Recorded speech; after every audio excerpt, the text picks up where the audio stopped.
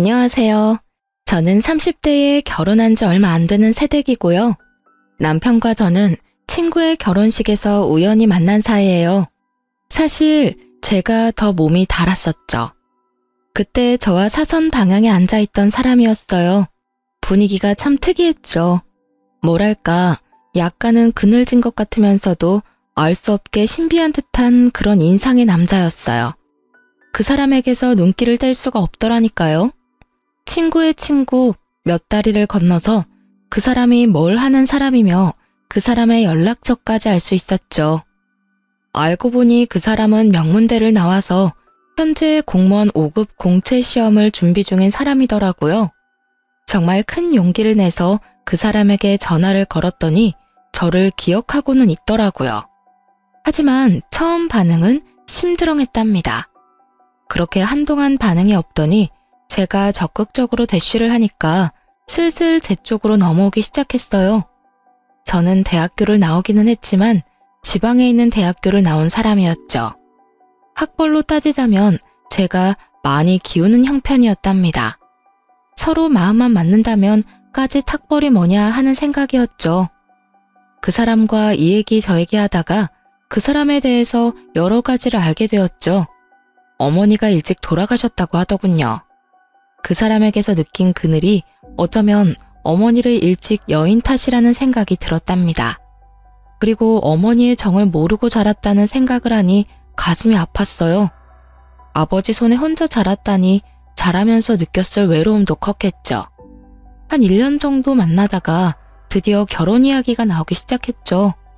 시아버지 될 사람이 반대했다는 얘기를 들을 수 있었어요. 아들처럼 좋은 대학교를 나온 머리 좋은 며느리를 기대하셨다나요? 그렇지만 예비 남편이 아버지를 설득하고 또 설득해서 승낙을 받아냈죠. 시어머니가 안 계시는 바람에 결혼 준비 과정에서 친정엄마가 많이 곤란해하셨어요. 엄마한테 바깥 사돈 될 사람이니 사실 얼마나 어려웠겠어요. 그런데 예비 시부는 몰라서 그러는지 일부러 그러는지 제게 줄 예물도 대충, 예복도 대충, 저한테 줄 것은 모두 대충 해주었답니다. 좁쌀만한 다이아 반지도 간신히 해주었고 웨딩드레스를 벗고 입을 예복도 기성복 중에서도 싸구려를 선택하더라고요. 한복도 간신히 한 벌을 해주는데 싸 보이기 이를 데 없는 동네 한복집에서 한 벌 해주더군요. 친정엄마가 분통을 터뜨리셨죠. 왜 이런 집안에 시집을 가야 하냐고 말이죠.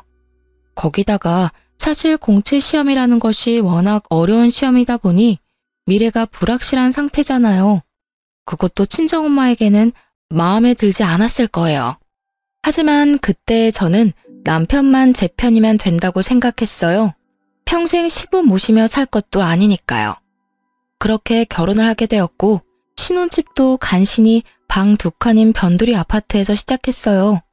그것도 우리 집에서 집값을 많이 치르고 들어간 집이었죠. 그러고도 시아버지는 제게 별 미안해하는 기색도 없었고 오히려 저 같은 사람이 귀한 남편 만난 걸 고마워해야 한다더라고요. 솔직히 그때까진 그래, 다른 집들 악독한 시어머니 있는 것보다야 시아버지 한 분만 날 힘들게 하는 게 차라리 낫다 싶었어요. 그런데 결혼 생활은 제 생각보다 훨씬 더 험난했어요. 시아버지가 예상 밖의 것들을 관여하기 시작했거든요. 일단 시부는 전형적인 가부장적 인간이었습니다. 준영이가 공부 중이니 안사람하고 같이 있는 것은 좋지 않다. 너는 집에 와 있으려무나. 그리고 며칠에 한 번 가서 반찬이나 빨래나 해주고 오면 된다. 난데없는 시아버지의 별거 명령이 떨어졌죠. 결혼한 지 얼마 되지도 않은 사람한테 떨어져 살라뇨. 그것도 친정에 가 있으라는 것도 아니고 시아버지 혼자 있는 집에 가서 시집살이를 하면서 마치 파출부처럼 가서 반찬이나 해주고 빨래나 해주라니 정말 황당했어요. 아버님, 저희 결혼한 지 1년도 안 됐어요. 신혼부부라고요. 아무리 시험 공부 중이라지만 어떻게 이렇게 별거를 하라고 하시는 거예요? 무조건 혼자 있다고 공부가 잘 되는 건 아니죠. 그러면 왜 결혼 허락하신 거예요? 차라리 시험에 붙고 결혼하라고 하셨어야죠. 제가 시집으로 들어갈 기미가 보이지 않자 결국 시아버지는 남편을 데리고 집으로 들어가 버리셨어요. 가잔다고 따라간 남편 또한 한심하다는 생각이 들더군요. 남편과 시아버지 둘 다 들으라고 가서 또박또박 제 의견을 말했어요. 아버님, 시험 공부 중요한 거 저도 알아요. 하지만 주변 상황이 정리되어야 시험 공부도 잘 되는 거잖아요. 제가 집에 혼자 있으니 이 사람 마음이 아무래도 편하지 않을 거고, 또 아버님이 귀한 아들 내조하실 거 아니잖아요. 오히려 준영 씨가 아버님 뒷바라지를 하게 될 것 같은데요. 저하고 있을 때보다 따로 있는 게 더 시험 공부에 지장을 주게 되는 거죠. 그런데 다음 순간에 정말 상황에 어울리지 않는 생뚱맞은 소리가 들려왔어요. 무언가 깨지는 소리가 날카롭게 공기를 찢었죠. 시아버지가 제가 하는 말을 버릇없는 말대꾸라고 생각했고 그 분을 이기지 못해서 사기 재질로 되어 있는 잿더리를 벽에다 던진 것이었어요. 잿더리가 산산조각이 나서 사방에 흩어졌죠.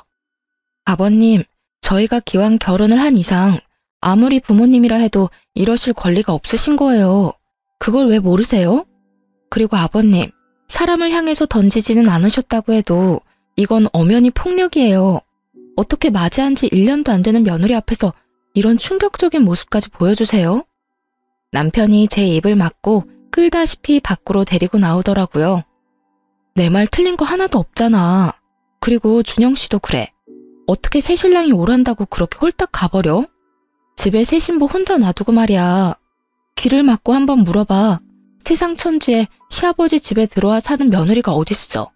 그것도 단 둘이. 당신은 이게 경우에 맞는 요구라고 생각해? 남편이 싹싹 빌다시피 제게 사정을 하더라고요. 아버지가 원래 가부장적인 분이야. 자라면서 아버지 뜻을 거역해 본 적이 없어. 어머니도 살아생전에 아버지 의견 반대하는 건 거의 본 적이 없고. 당신이 이해해, 응? 참나, 뭐 이런 경우가 다 있나요? 아니, 가부장적이면 그 요구가 아무리 불합리해도 다 들어야 한다는 건가요? 저는 남편의 이런 해명이 더 이해가 안 가더라고요. 그래서 저는 남편더러 시험 공부 뒷바라지 제가 제대로 할 테니 집으로 돌아가든지 여기 눌러 앉아서 다시는 저를 볼 생각을 말든지 둘 중에 하나를 택하라고 했어요. 그리고 이런 뜻을 시아버지에게도 분명히 전했죠. 신혼 초부터 별거 하느니 차라리 헤어지겠다고 시아버지에게 대들고 대들어서 남편을 집으로 데리고 가는데 성공했어요. 첫 번째 라운드는 제 승리로 끝난 것이었죠. 가면서 시아버지한테 본의 아니게 말대꾸를 하게 되어서 죄송하지만 이렇게 하는 것이 순리이니 아버님께서 이해해 주시길 바란다고 진심을 담아 말했어요. 시아버지가 아무 말도 못하더군요. 제 성격이 원래 이렇게 도리가 아니거나 좀 불이한 것을 보면 못 견디는 성격이거든요. 이런 제 성격과 시아버지의 가부장적인 성격이 충돌해서 시아버지와 저 사이에 대립은 자주 일어났죠. 거기다가 자식에 대한 긍지가 너무 지나친 사람이었어요.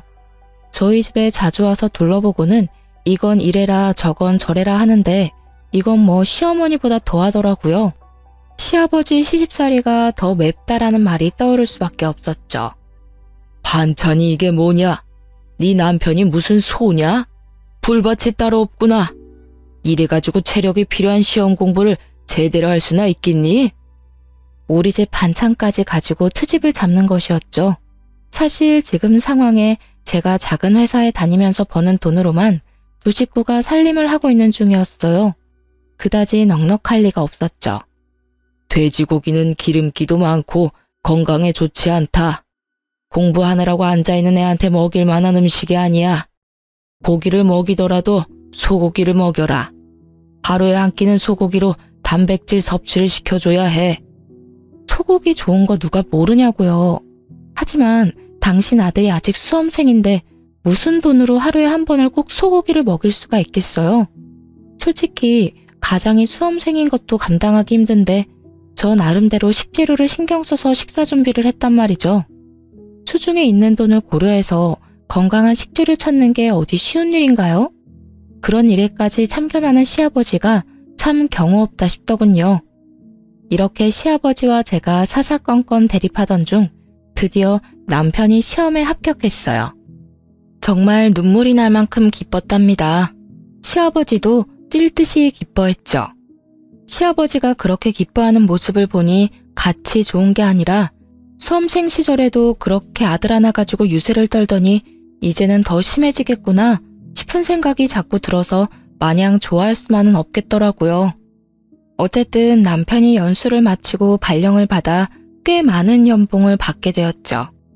이제는 제가 버는 적은 돈을 가지고 이리저리 머리를 써서 쪼개 쓰지 않아도 된다는 생각을 하니 흐뭇했답니다. 친정엄마도 정말 좋아해 주셨어요. 그런데 기쁜 것도 잠시 또 시아버지가 제 화를 돋우는 요구를 하더라고요. 네 남편의 오늘날이 있기까지는 내가 키우면서 제대로 교육을 시켰기 때문이야.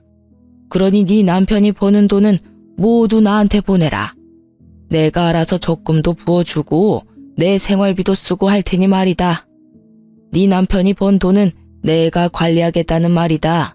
알아들었겠지? 아니, 마누라가 시퍼렇게 눈을 뜨고 살아있는데 왜 시아버지가 남편의 월급을 관리한단 말인가요? 아버님, 그러면 이 사람이 시험에 합격해서 돈을 많이 버는데도 여전히 제가 이 사람 먹여 살려야 한다는 말이에요? 저 그동안 할 만큼 했어요. 당연히 결혼을 했으면 자기 가정은 자기 힘으로 꾸려나가야죠. 이제 충분히 그럴 능력도 되고요. 너 같은 처지에 네 남편 같은 사람을 만났으면 그걸로 고마운 것을 알아야지. 같이 살아주는 것만 해도 고마운 일이란 말이다. 그거 말고 뭘 더 네 남편한테 바라는 거냐?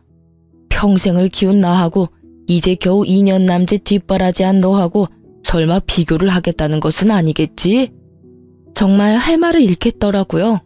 듣는데 혈압이 오르는 건 둘째치고 세상에 이런 부모님도 다 있구나 싶었어요. 궤변도 이런 궤변이 없겠더라고요. 아버님, 제가 2년밖에 뒷바라지하지 않았지만 이 사람과 저는 함께 새 가정을 꾸렸어요. 죄송하지만 아버님은 저희를 응원해 주셔야죠. 이 가정에 아버님이 여전히 속해 있다는 생각은 버리셔야죠. 안 그런가요? 또 불같이 화를 내더라고요. 뭔가 손에 잡히면 또 집어던질 기세였어요. 제가 고분고분 말을 듣지 않으니까 아들과 직접 이야기하겠다고 하는 거였죠. 결론이 나지 않는 시아버지와 저의 대립. 정말 생각하면 생각할수록 골치가 지끈거리더라고요. 오죽하면 온라인 게시판에 글을 다 썼다니까요. 시아버지 시집살이 혹시 경험하신 분 계시나요? 시아버지가 남편을 평생 교육시켰으니 벌어오는 돈은 다 시아버지한테 가지고 오라는데 이게 말이 되는 건가요? 게시판에 댓글이 주르르 달렸어요. 당연히 다 말이 안 된다는 거였죠. 다만 특별히 하는 일이 없다면 생활비는 드릴 수 있겠지만 결혼한 아들의 수입 관리를 아버지가 다 한다는 것에는 모두들 기가 막혀 하더라고요. 이런 굵직굵직한 싸움거리뿐만 아니라 제 신경을 긁는 사소한 요구도 많았죠. 일주일에 2번은 집에 와서 저녁을 차려라. 언제 친구들이 집에 오기로 했으니 와서 술상을 차려라. 그것도 하루 이틀 시간도 주지 않고 직전에 연락해서는 제게 명령조로 말하더라고요. 남편과 또 말싸움이 벌어지고 말았죠. 아버님 혼자 계시고 큰 수입이 있는 것도 아니니까 생활비는 드릴 수 있지. 그치만 당신 월급 전부를 관리하겠다는 건 절대 안 되는 말이지. 내가 걱정돼서 미리 말하는 거지만 몰래 몽땅 아버지한테 갖다 드리기만 해봐. 진짜 가만 못 있으니까. 제발 날 이상한 사람으로 만들지 말고 당신도 제대로 된 의견을 좀 보여봐. 아버님도 당신이 가만히 있으니까 더 당당하게 요구하잖아. 결국 친정엄마한테까지 얘기를 했죠. 친정엄마가 남편한테 따로 전화를 했고 제 입장과 같은 말을 하셨어요. 처가에서까지 이런 식으로 나오다 보니 남편도 아버지 의견을 반영해 생활비를 좀 많이 챙겨드리는 걸로 결정했죠. 저 역시 남편이 꽤 돈을 받아오는데 혼자 있는 시아버지가 남루하게 사는 것을 바라지 않았어요. 충분히 쓸만한 돈을 드렸고요. 그런데 돈을 받을 때마다 굳이 전화를 걸어서 제게 불만을 토로하더라고요. 꼴랑 200만 원 줘놓고 내 입에 풀칠은 하겠어? 내가 이런 대우 받으려고 정성껏 키운 줄 아니? 그 아이 그렇게 좋은 대학에 입학할 수 있었던 것도 결국은 내 덕 아니냐? 그리고 그 학과도 내가 선택하게 했었다. 그 사이 교육비는 또 얼마나 들었겠니? 나 네 남편 교육비 대느라고 빚도 있는 사람이다. 월급 받아서 내가 다 쓰겠다는 것도 아니고 너희들 위해서 적금도 부어주겠다는 것 아니냐? 그렇게 따지면 세상 자식들이 모두 결혼해서도 버는 돈 다 자기 집에 갖다 주어야 해요, 아버님.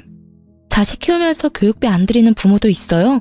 그건 당연 부모들이 다 하는 일이죠. 저도 아이 낳으면 그렇게 할 거고요. 그런데 왜 아버님만 하신 것처럼 말씀하세요? 키움값 받으시는 건 알겠는데 그러니 넉넉하게 챙겨드리잖아요.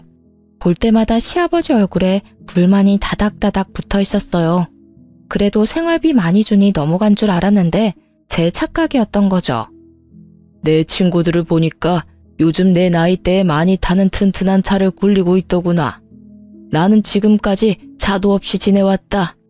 그런데 내 아들이 이제 나 차 사줄 돈은 충분히 버니까 차 한 대는 내 명의로 만들어 놔라.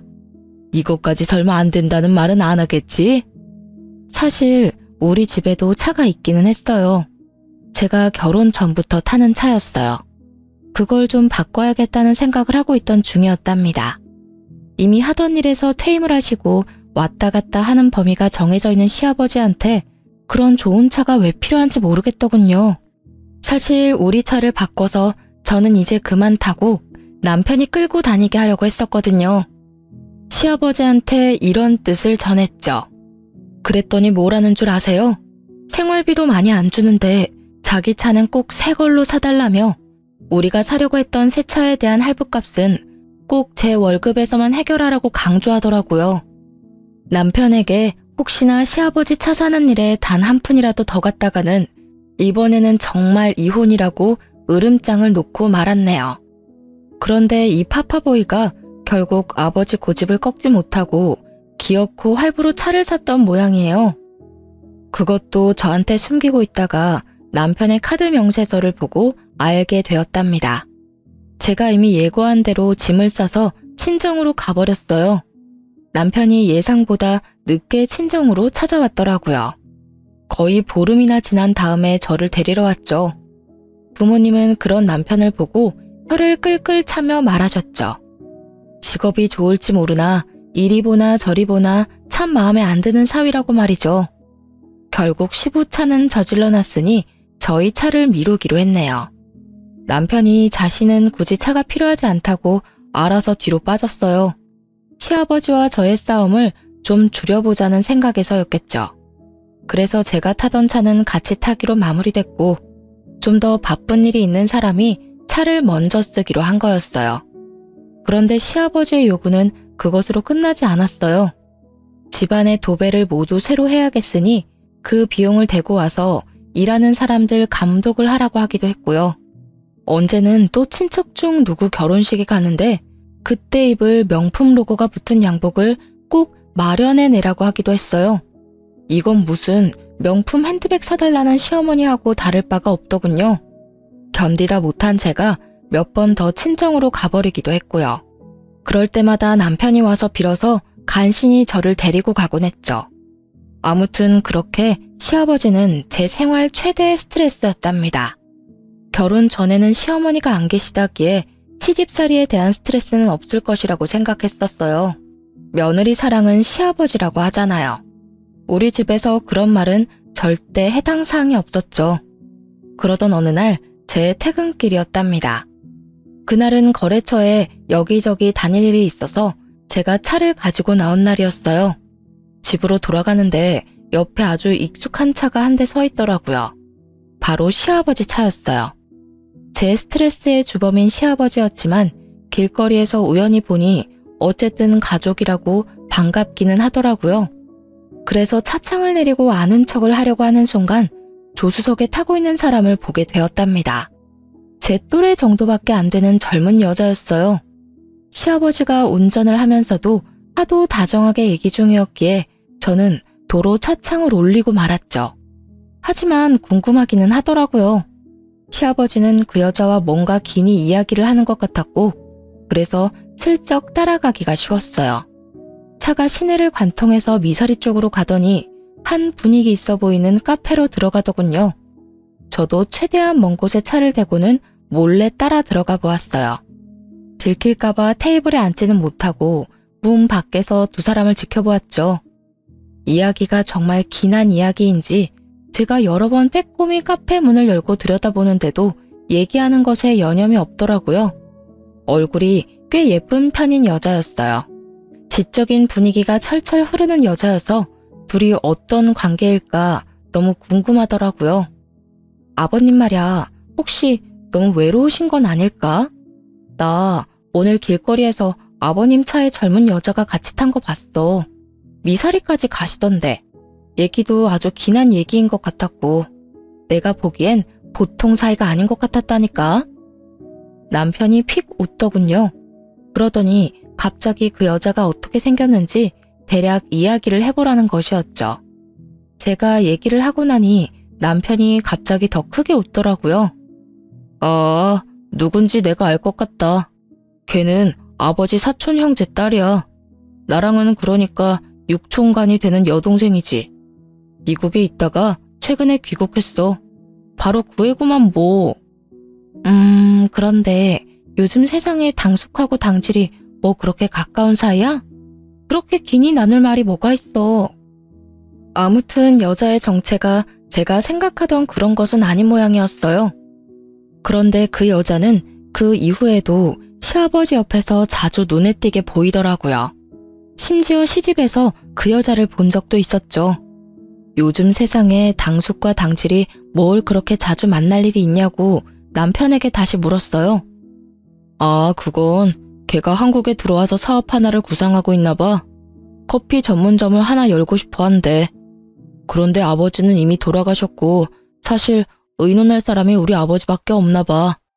아버지가 젊은 시절에 걔네 아버지 되는 당숙한테 신세진 적도 있었고 최근에 귀국해서 한국 물정을 잘 모르기도 해서 도와줘야 되거든. 뭐 그런 사정이라니 그런가 보다 했어요. 그러니까 저한테 육촌 시누이가 되는 사람이었죠. 남편보다 손 아래라고 했어요. 그래서 그 육촌 시누이에 대한 이야기는 잊고 있었고 그렇게 몇 주가 흐른 다음이었어요. 친정엄마가 밑반찬을 아주 넉넉히 해오시면서 제 시부에게도 갖다 주라고 하기에 반찬들을 챙겨 들고 퇴근 후 조금 늦은 저녁에 시집으로 갔죠. 엘리베이터에서 내렸더니 현관문 앞에 어떤 여자가 문을 열고 나오고 있더라고요. 그 육촌 시누이 되는 사람이었어요. 그 여자가 고개를 들고 저를 보더니 깜짝 놀라더라고요. 안녕하세요. 말씀만 들었지 인사는 처음이네요. 제가 아마 옳게 되는 입장일 거예요. 그렇게 말씀드렸어요. 안녕하세요. 저도 말씀 많이 들었어요. 다음에 뵐게요. 제가 지금은 바쁜 일이 좀 있어서. 뭐 그리 놀랄 일이 있었던지 어딜 빨리 가봐야 한다며 도망치듯 그 자리를 벗어나더라고요. 그런데 너무 서둘다 보니 핸드백이 도어락 손잡이에 걸리면서 바닥에 뭔가가 떨어지더군요. 집어들고 보니 가방 장식품이었어요. 비싸 보이는 물건이라 꼭 전해줘야겠다고 생각하고 아래층으로 따라 내려갔죠. 찰나의 순간이라 아직 멀리 못 갔을 거라 생각했는데 쉽게 보이지 않더라고요. 두리번거리다가 다른 동까지 와버렸고 마침 어떤 여자 통화 소리가 들리는데 그 여자 같더라고요. 나 정말 깜짝 놀랐어. 갑자기 문 앞에 서 있더라니까. 언제까지 기다려야 하는데 아버님한테 무슨 대책이 있으신 건데 그 여자랑은 정말 언제 헤어질 거야? 이 말만은 정확히 들을 수 있었죠. 하지만 지나가는 자동차 소리에 더 자세한 말은 들을 수 없었어요. 속으로 이 시누이도 애정관계가 복잡하구나 생각했답니다. 목소리가 들리는 방향으로 찾아갔죠. 아가씨, 여기 뭐 하나 떨어뜨리고 가셔서. 그야말로 유령이라도 본 듯 기겁을 하며 도망을 가더라고요. 정말 빠른 속도로 그곳을 벗어나는 거 있죠? 남편이 퇴근한 후 이 이야기를 하면서 집까지 드나드는 이유가 뭐냐 물었죠. 그랬더니 남편이 말하기를 그 사업 관리를 아버지에게 맡길 수도 있다는 것이었어요. 커피 전문점이라면 젊은 사람들의 감각이 필요한 일이었기에 좀 의외라는 생각이 들긴 했지만 그거야 뭐 본인들이 알아서 할 일이니까요. 그즘 남편은 일이 많은지 귀가가 늦는 날이 많았어요. 공무원의 좋은 점 하나가 칼퇴인데 남편은 신입이라 아직은 그러지 못하다는 것이었죠. 남편이 힘들겠다 싶었어요. 친정엄마가 그 말을 듣고 정말 등급이 좋은 사고를 사서 올려보내셨어요. 이번에도 역시 넉넉하게 보내주셨기에 시아버지 몫까지 준비했죠. 그리고 거의 밤을 새고 사고를 고았어요. 덕분에 다음날 출근해서 신나게 졸았답니다. 시아버지가 먹을 것을 따로 담아서 차에 싣고 시집을 향해 갔죠. 시집에 도착해보니 좀 의외의 상황이 눈앞에 벌어져 있더군요. 우선 신입이라 일에 바쁘다던 남편이 그날만은 칼퇴를 했는지 시집에 와 있더라고요. 그런데 시아버지와 함께 그 육촌 시누이도 같이 있더라고요. 요즘 들어 늘 귀가가 늦었던 남편이었기에 조금 이상하다 싶긴 했죠. 그리고 또 좀 이상한 것이 제가 들어가니 그동안 무슨 이야기를 하고 있었던지 입을 다물면서 분위기가 싸해지는 것이었어요.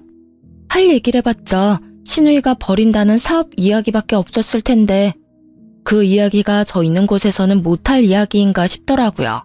하긴 우리 시아버지가 저를 무시하는 거야 뭐 잘 알고 있긴 하지만요. 저 같은 사람이 남편과 살고 있다는 것 자체를 고마워해야 한다는 사람이잖아요. 그러니 뭐 사업 이야기 같은 얘기를 제 앞에서 굳이 하고 싶지 않을 수도 있었겠죠. 하지만 어쨌든 이런 분위기가 마음에 걸리긴 했어요. 직감적으로 뭔가 이상한 것은 틀림없었죠. 남편과 함께 집으로 돌아왔지만 제 마음이 계속 찜찜했어요.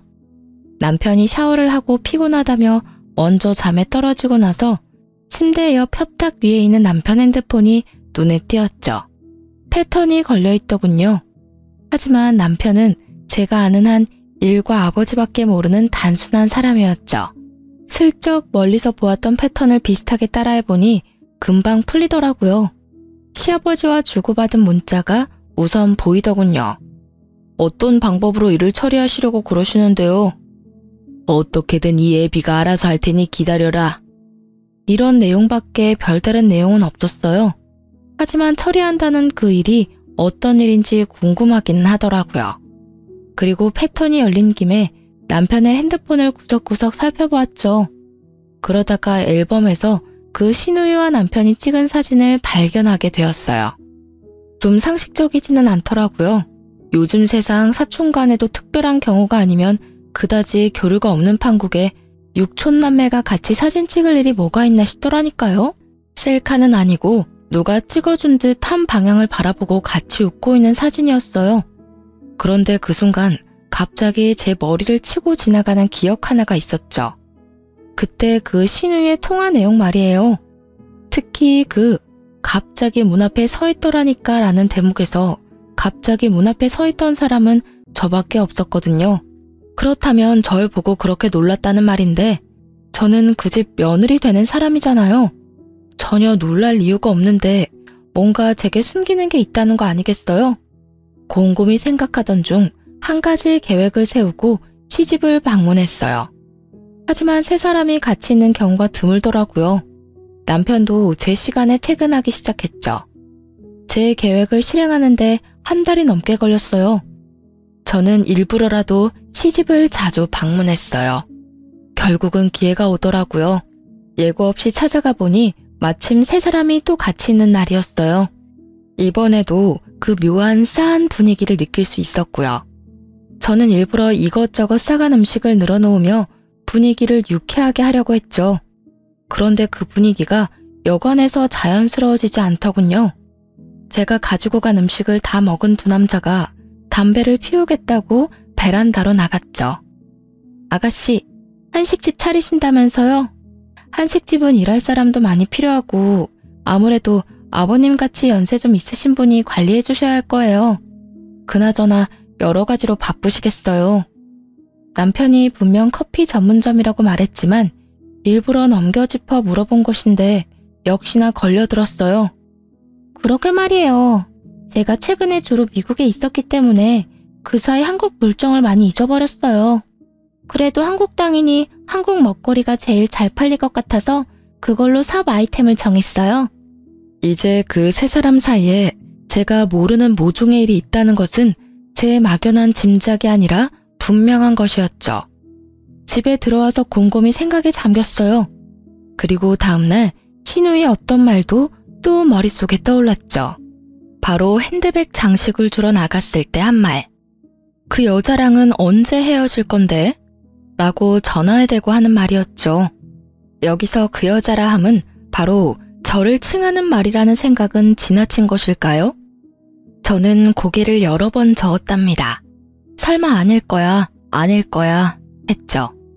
다음날 남편을 먼저 출근시킨 다음 바로 흥신소를 붙였답니다. 흥신소에서 연락이 오기까지 기다리는 시간이 그리 길지 않았어요. 바로 며칠 만에 흥신소에서 아주 결정적인 사진 몇 장들이 우선 날아왔거든요. 육촌 시누이 혈족이라면서요. 다정하게 같이 모텔에 드나드는 사진도 있더라고요. 기도 안 차더군요. 남편의 퇴근 시간, 그 여자가 남편의 직장 앞에 서서 기다리는 사진도 있었죠. 흥신소에서 보내온 동영상에는 제가 모를 자동차를 타고 둘이 서울 근교로 나가는 것도 포함되어 있었습니다. 직업이 공무원인 만큼 조심해야 했겠죠. 숙박업소 출입은 주로 서울에서 좀 떨어진 곳에서 잡았고 퇴근 시간이 늦었던 이유가 이 여자 때문인 것도 알게 되었네요. 흥신소의 말로는 남편은 거의 정시 퇴근을 한다고 말해줬어요. 남편이 제가 모든 것을 알고 있다는 것도 모른 채 집에 와서 하는 꼬라지를 당분간 지켜보았어요. 퇴근할 때마다 무지무지 피곤해 보이더군요. 하긴 그 먼 거리를 운전해서 나갔다가 숙박업소에 들어갔다 나오고 또 반대 방향인 집까지 먼 거리를 운전해서 오려니 얼마나 피곤하겠어요. 아주 단순한 인간인 줄 알았더니만 피곤해하는 연기는 꽤 수준급이더군요. 이후에 보내오는 사진들도 가관이었어요. 커플 모자에 커플티를 착용한 사진부터 시작해서 놀이공원에서 아이들처럼 천진하게 뛰노는 사진까지 별별 사진이 다 있더라니까요. 둘이 불륜관계라는 것은 이제 분명했죠. 그리고 당연히 육촌 시누이라는 것도 거짓말이었을 테고요. 하지만 한 가지 여전히 해결되지 않는 것이 있었어요.